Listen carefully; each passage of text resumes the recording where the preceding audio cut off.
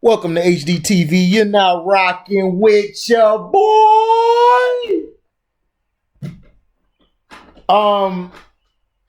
The thing here is this. What's the definition of great and mediocre?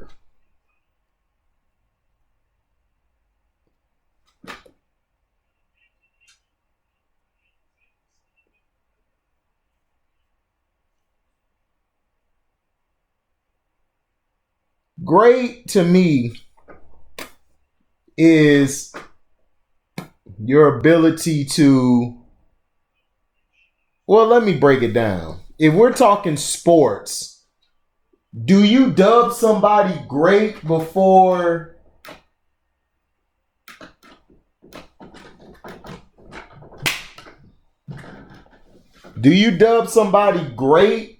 they actually did something, or do you wait for them to accomplish something to call them great? Like when Michael Jordan got in the league, or before that, Michael was great. All Mike had to do was just keep doing what he was doing, and he was going to be on that Hall of Fame arc. But what makes you great? If you guys listen to the Kraken AMG talking ish, then you'll see what I'm talking about. Like when my brother Kraken, shout out to him, basically he tells the truth. We need to stop telling or selling to the public and to the fans and those who care about sports that somebody's great when they just pick up a basketball and drop 50 in a game. Everybody could do that, but it's how consistently you can do it. And that's the thing I try to explain to the younger generation and those who watch sports, who weren't privy or weren't alive or thought of when players before them have played. And the one thing that I've noticed about basketball and the football is that black players are compared more than the white player, or the black player is seen, if he speaks out against something, as he's crying, he's whining. Whereas when the white athlete says something, everyone listens to him like, oh man, he's really pouring it out there. His pain knows no bounds. So the thing I'm saying is this. Why does Brad Stevens continue getting a pass? Let's look at this. Okay. We're going to look at this.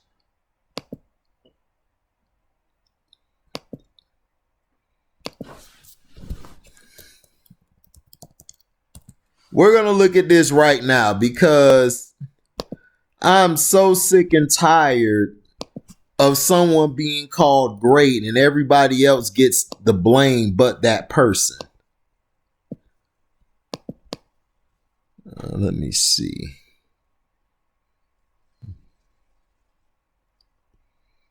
Okay.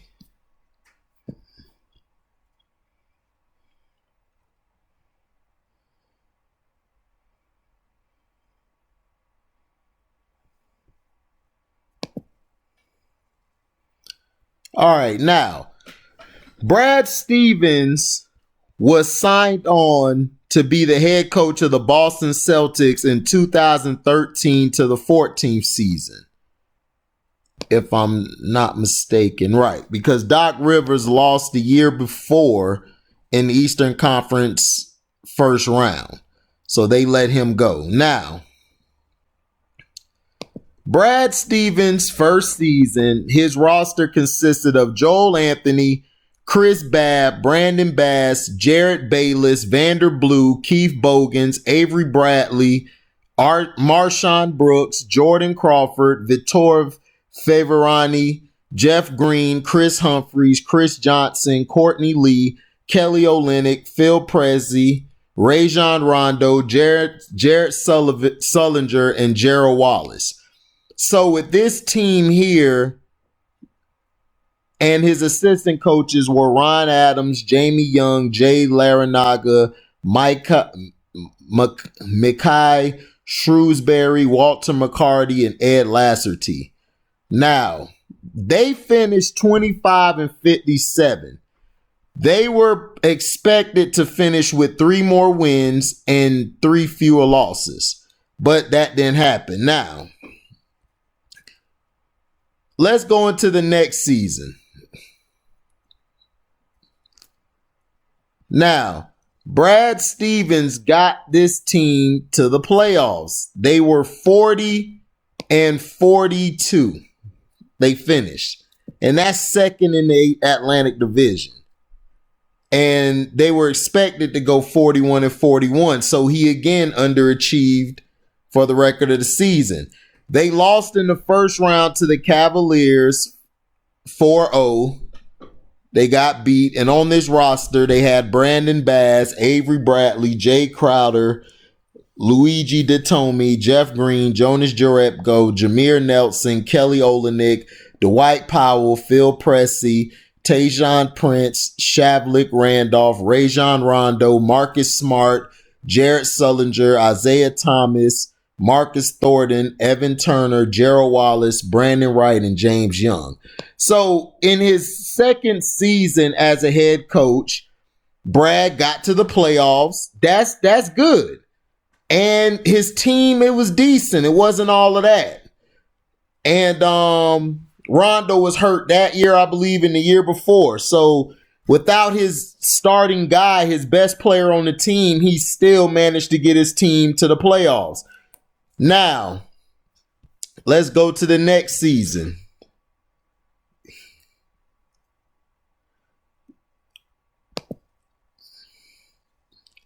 Now, 2015 and 16, in his third season, he finished 48-34, which is great. He went up in his win column. They were expected to win 50 games, so he underachieved with that as well again. Now, he lost in the Eastern Conference first round to Atlanta 4-2. So he lost 2 years in a row in the first round. First time swept. This time he won 2 games and lost the rest.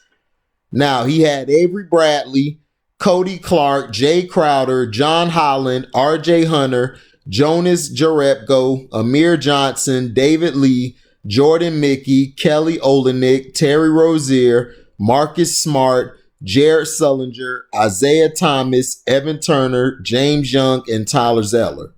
So his team actually grew with each other. They got rid of Rondo. Isaiah took over and he was balling that year. Got him in the playoffs.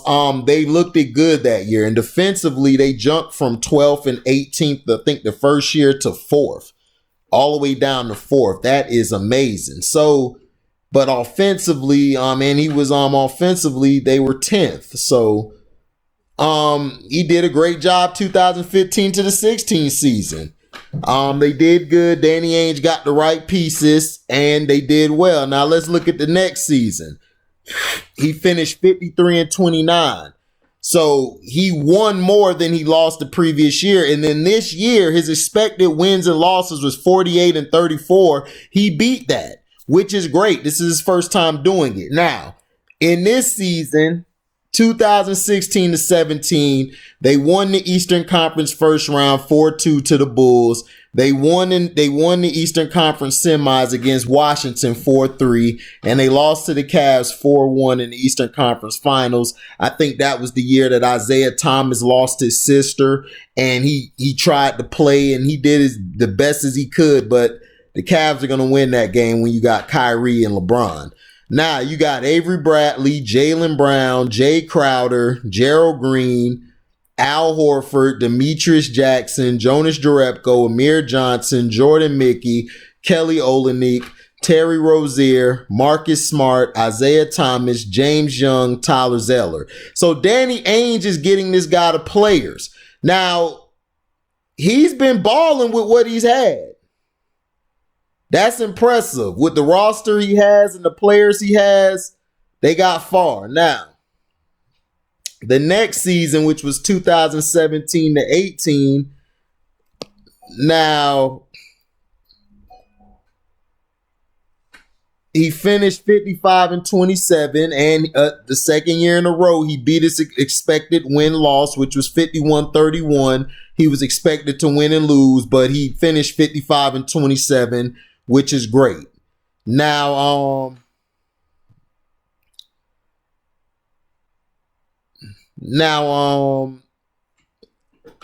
he won in the Eastern Conference first round against Milwaukee 4-3. They won against Philadelphia Sixers 4-1, and then they lost to the Cavs 4-3 in that epic battle. They had Kadeem Allen, Aaron Bonds, Jabari Bird, Jaylen Brown, Jarrell Eddy, Jonathan Gibson, Gordon Hayward, Al Horford, Kyrie Irving, Shane Larkin, Greg Monroe, Marcus Morris, Abdel Nader, Semi Ojeleye, Terry Rozier, Xavier Salas, Marcus Smart, Jason Tatum, Daniel Tice, and Gershon Yabusele. Now, Kyrie and Gordon were hurt for the year, but for them to do what they did that year, that was impressive. That was impressive. And they got to the Eastern Conference Finals again, and they did better. They lost in 7 instead of 5, which was a big improvement. Now, Brad Stevens in the 2018-19 season, this is when him and Kyrie were going back and forth. They won the first round 4-0 against the Pacers. They didn't have Oladipo that series.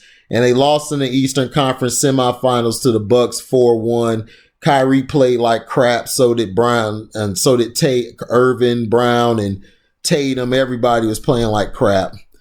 Aaron Baines, Jaylen Brown, PJ Dozier, Gordon Hayward, Al Horford, RJ Hunter, Kyrie Irving, Greg Monroe, Marcus Morris, Semi Ojeleye, Terry Rozier, Marcus Smart, Jason Tatum, Daniel Tice, Brad Wanamaker, Robert Williams, and Gershon Yabusele.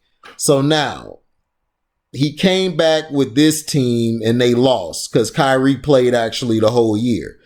Now, this is where I look at Brad Stevens as you have to give your roles. This season proved to me Brad Stevens cannot coach a superstar or a talent or a mindset of a superstar. When you got Kyrie Irving coming back, you should have let everybody know, Jason Tatum, Brown, and all of them, look, we're going to be feeding Kyrie. No, instead, you sat back and just did your little X's and O's and chilled while you let them try to run the team. Kyrie, Tatum, and Brown were all finna kill each other, man. Marcus Smart, if it wasn't for him being there, I think it would have been worse than what it was. And Marcus Smart loved both parties. He didn't have a problem. But you as the coach, Brad Stevens, you have to let your team know, what do I have to do? What's my role? What do you need me to do? What position you need me in? Do you need me to set a pick on this play? Or do you need me to set a back pick? Or do you need me to catch and shoot? Who's the guy? Who's the main guy? You should have had Kyrie the first option, Tatum number 2, and Brown 3. If you would have put the roles together and put guys in position, you guys would have did a lot better. Now, Kyrie, he doesn't get a pass either for this season. Kyrie was also a big problem with how he was taking shots at his teammates while praising. Come on, Kyrie, stop it. See, that's the stuff that makes these writers and media right, because you're not showing it. This season really questioned your leadership, and I don't even think you're going to be the leader on this team. I think it's going to be Kevin Durant. But this season, you really disappointed me. Now, Now, the following season, after this season, Kyrie left for Brooklyn. The 2019 to 20.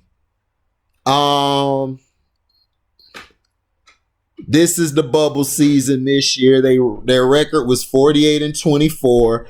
They were projected to win 50-22, but wasn't his fault. This year I would give him a pass because this was the bubble and the pandemic, but he had the best team in the playoffs. You got Brad Wanamaker. Wanamaker was balling. I don't know where they found him from, but he's a baller. Grant Williams, he can ball too. He can shoot them threes and he does the dirty work. Semi Ojeleye, he's good at getting the boards and playing defense. Tatum, he stepped up more, but he needs to learn how to step up in tough situations. Daniel Tice, Marcus Smart is their leader. Enes Kanter, Jaylen Brown, Kemba Walker, Gordon Hayward, Javonte Green, Carson Edwards, Romeo Langford, Robert Williams, Vincent Poirier, Tremont Waters, Taco Fall. Now, Brad Stevens, this year you get a pass because it was the pandemic. You know, nobody saw this coming. Nobody thought this would be the way it was. But, dog, you were on the clock. This team you got with Kemba Walker, Gordon Hayward, and Tatum and Brown on it, and Marcus Smart, you got a 5 that is dangerous. And you got to utilize it. You need to be on the hot seat, bruh, because you're said to be great. I haven't seen great yet. I've seen really good, but I haven't seen great. You haven't lifted this team to a championship or in contention to win the championship. Albeit the pandemic hit, so we don't know how it really could have been people visiting different places because that's more pressure than playing in the bubble. But you have to make sure you know how to reel Tatum in. This is Stevens' problem. He lets Tatum and Brown, if they falling off, he lets them continue to fall off. He lets them continue to shoot shot after shot after shot after shot. And it's like, Brad, can you please pull Tatum on the bench or Brown on the bench and just let them sit for a couple minutes? Talk to them. That's what the old school coaches did, Brad. Because when this season starts and this year's going, I don't want to hear no excuses why y'all didn't win. Because y'all should have won this past year. Y'all had the most talent. And you get the biggest pass of anybody. You had more talent than Doc Rivers had. You did. Doc may have had the big 3, but they were past their prime.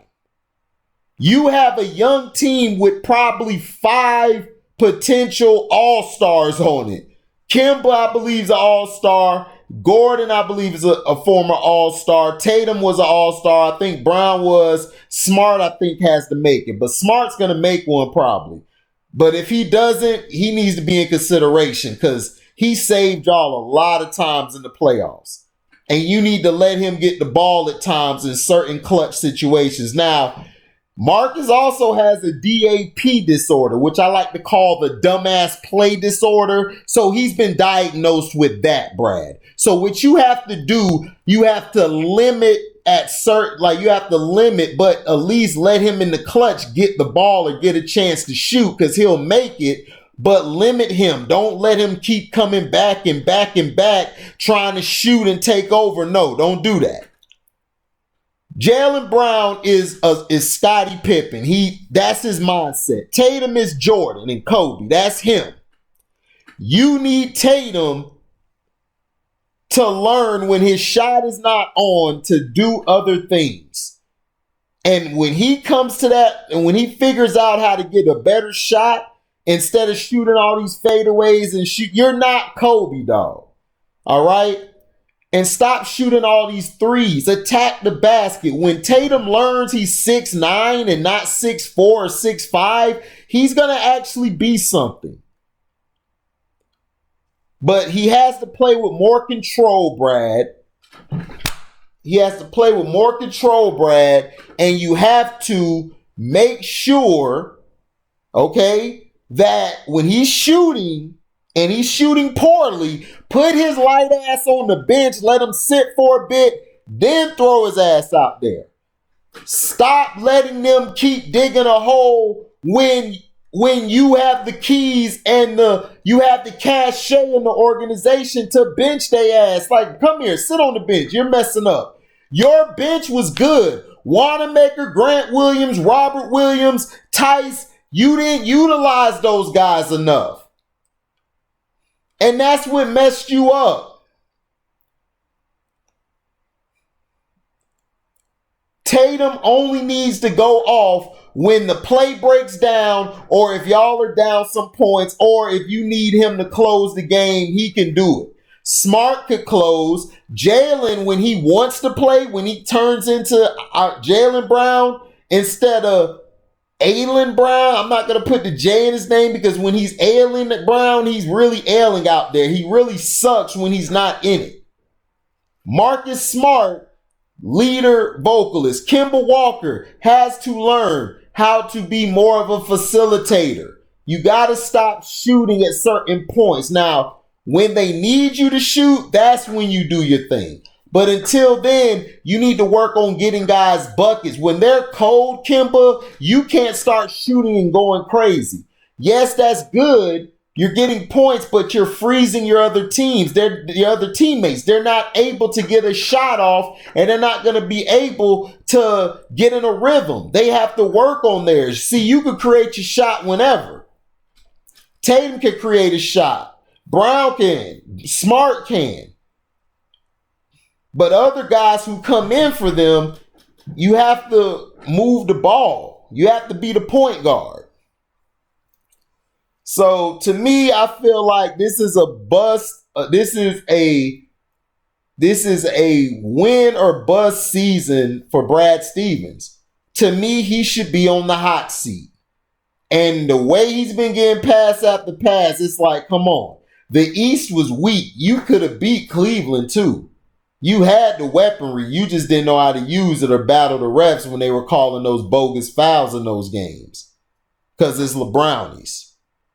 But still, he's on the hot seat. And he's getting too much of a pass. So, let me know in the comment section if you think I'm right. Do you feel that I'm right that Brad Stevens is getting too much of a pass? Or am I wrong? And if I'm wrong, tell me in the comment section why I'm wrong and detail it. Please be respectable. If you get disrespectful or start cursing or saying whatever or going off at me, I will block your ass. The block button worked great over here. So let me know in the comment section. Am I right that he's getting a pass, or am I wrong that he should get a pass? All right. Thank you for listening. Like, comment, subscribe, share this video, share it with everyone on your platforms. And if you want to donate to the page, cash at me at the word welcome, the number 2, and then HDIITV. Thank you for listening, and we out. Live boy.